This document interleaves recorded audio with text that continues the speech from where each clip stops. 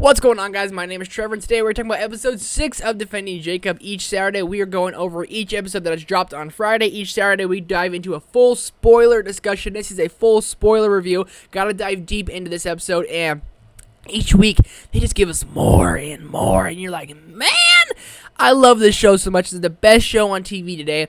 Okay, so episode 5 ended off with us finding out that Matt, who was groped in the library by Leonard Patz, he is the unknown number for calling Andy the entire episode, and it ends with episode 5 with Matt being the caller. And you're like, God, I have to wait a whole another week, and then that plays a factor into episode 6. We're going to get to that in a minute, but the description of this episode is basically that Andy starts to lose his temper, and that's what we really see. He gets in a physical altercation with the prosecutor, who that guy's just, let's be honest, he's a freaking dick, okay? He gets in a physical altercation with him. I wish Andy just punched him in his face. I know you can't, because then he gets sued, and look, oh, the yada yada yada, the murder gene, everything going on, looks bad, but Andy's starting to lose his temper. Then, the big one big reveal of the episode is that Jacob has been on social media as Jay Cobbs, and Andy finds out, and Andy just loses it on Jacob with every right he should, and Jacob gets all defensive, like, you're just yelling at me, you have to tell me this.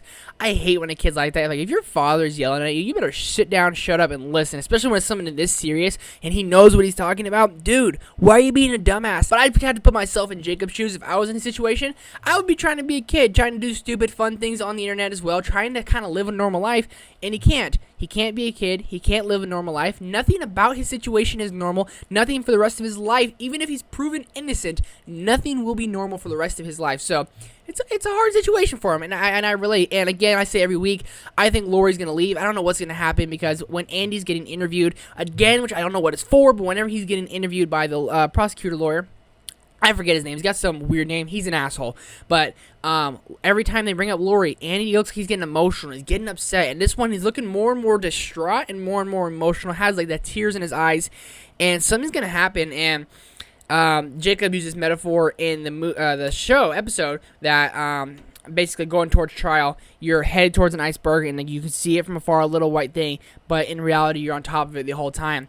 And Andy says in the thing, like, well, what happened next? The lawyer asks him. He goes, we hit the iceberg. And back to the kid, Matt, who was groped in a library by Leonard Patz. He came forward. Him and Andy met up, and Andy's like, dude, you gotta tell our story. You gotta help me out, because, come on. And Matt literally said to Andy, your kid didn't do it. And I was like, that is awesome. That's a lot of information right there. So Matt comes forward to the DA, and everyone talks to all of them, tells his story, and they're kind of having a hard time believing him. They're kind of like, huh. And it finds out that basically Matt would let Leonard touch him over the pants for money, $100 a time, and Leonard, whenever he had extra cash, he would do it.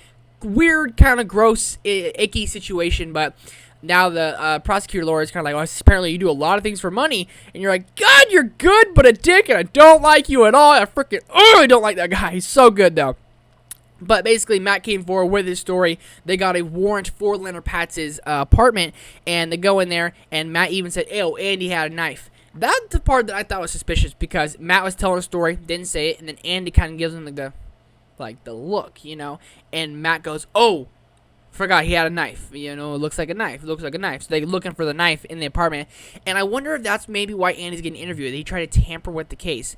Maybe not. I'm not too sure. But that, to me, seemed kind of suspicious, that Andy was trying to get him, like, hey, get more focus on him, tell him he had a knife, when that might not have been true. We're going to find out soon, but that all happened. That was kind of a big win for Team Jacob. And the whole Jay Cobbs thing wasn't a good win for them. That's kind of like, oh, that was bad. And also, this is what I thought was weird. A blue Lincoln has been following them, and they're kind of sitting outside the road and all that, and then he was following Lori home and all that, and then Andy goes up with, like, a metal crowbar, come with his temper, you know, like, you come out here and be like, one of the last things you did, you got him to try to interrogate him, and that guy's like, no idea what you're talking about. Have a good night. Take care of your family, Mr. Baba. That was kind of weird, and big, bald guy, kind of big, looked like he could just whoop some ass, and I don't know, that might come into play. Maybe he's a reporter. He doesn't look like a reporter. It could be like Eddie Brock. Maybe he's Venom. Who knows? But a lot of things about him didn't seem like a reporter. It seemed like he's doing something angry or something maybe bad. I'm not too sure. Also, J.K. Simmons made an appearance back in this episode, which I thought was awesome. I love J.K. Simmons, and he did what Andy needed him to, and he sees him on the news, and it looks like now he's trying to have a relationship with Andy, and Andy's like, dude, piss off. I have no interest in talking to you. Like, I don't have a father, and I think J.K. Simmons is going to come to trial. I think that's going to happen. Talk to him, but it turned out that Jacob does not have the murder gene, And the whole episode ends with Jacob getting ready to go to court, and they're walking down, they drive out the driveway, and you're like, God, it's about to end, isn't it? And they're all looking, and like Lori, Andy, and Jacob are all dressed up to the nine, and they're driving out with all the reporters, and the episode just goes, executive producer tells all the credits roll, and I was like, God, no, don't let it be so. Very, very upsetting, but I thought episode 6 was really great. Not my favorite episode. To me, it felt more like a little filler episode, but lots of juicy stuff did get like introduced. And as always, this one was kind of all over the place. A lot of stuff did happen. So if I forgot anything, make sure to let me know down in the comments below. I like episode 6 a lot. I think episode 4 is still my favorite. And when this whole show comes back out, when it's finished, I might rewatch the whole thing. That might be a fun thing to do. How are you guys liking Defending Jacob so far? Lots talking about. And next week, it looks like we're going to the courtroom for the trial. Man, 2 episodes left, and that's what it said on Wikipedia. It says it's an 8-part series, so only 2 episodes left. Lots of stuff gonna happen. Do me a favor, guys, hit that subscribe button. I'll see you every Saturday for Defending Jacob review. Thank you so much for watching. Till next time, see you later.